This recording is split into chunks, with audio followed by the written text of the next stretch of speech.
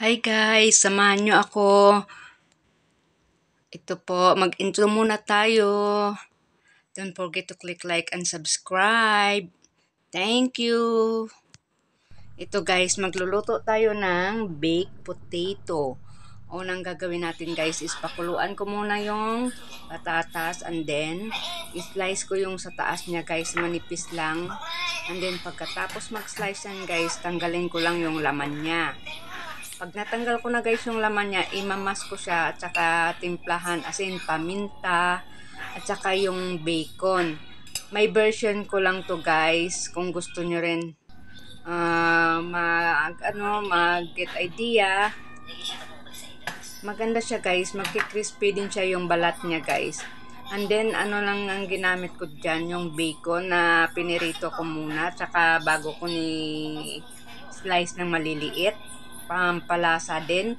At saka pag natimplahan ko na yung namas ko na patatas, ibabalik ko siya guys sa loob. Pero kung gusto nyo ng cheese, pwede din siya lagyan ng cheese. Pero sa akin wala na kasi tinimplahan ko na yung patatas. Kaya panoorin nyo guys hanggang sa huli guys. By the way guys, I'm not expert in cooking. Gusto ko lang i-share sa inyo yung mga naluluto ko rin dito sa bahay. Baka sakali din na magustuhan din ninyo, makag-get idea. Alam nyo na, buhay OFW. Kung ano-anong niluluto. Kasi ayaw nila ng same always daw na luto. Kaya ayun. Kaya ganyan na yan guys ang patatas natin pag matanggalan natin ng laman. O diba? Pero dahan-dahan lang yan guys pagtanggal kasi para hindi masira yung ating patatas. Napaka-gentle, diba? Ayan na siya.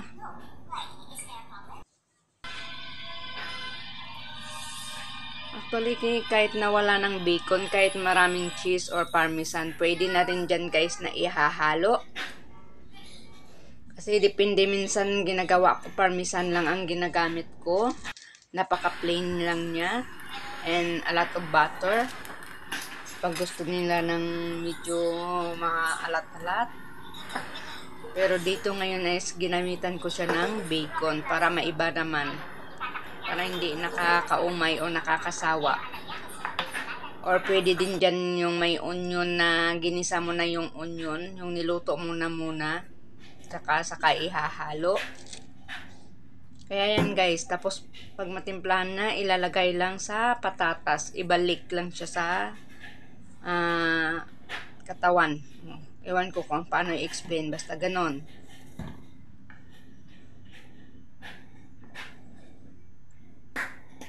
Ayan na guys.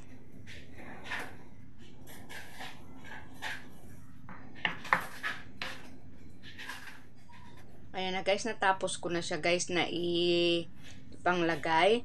And then lagyan ko siya ng butter sa taas para pang padagdag lasa niya yung butter. At saka mag-crispy yung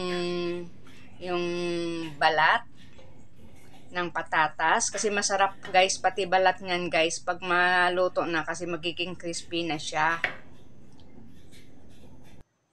Tapos i-oven lang natin. Ayan na guys, luto na. O diba, instant. Ganyan na siya guys. Pero kung gusto nyo palagyan pa ng cheese sa taas niya, pagtanggal nyo, yung mainit pa, para matunaw pa yung cheese niya, pwede din. Kaya maraming salamat sa inyong panonood. Hanggang sa susunod ko pang video. Thank you very much. Keep safe everyone. Spread love. O diba? Thank you.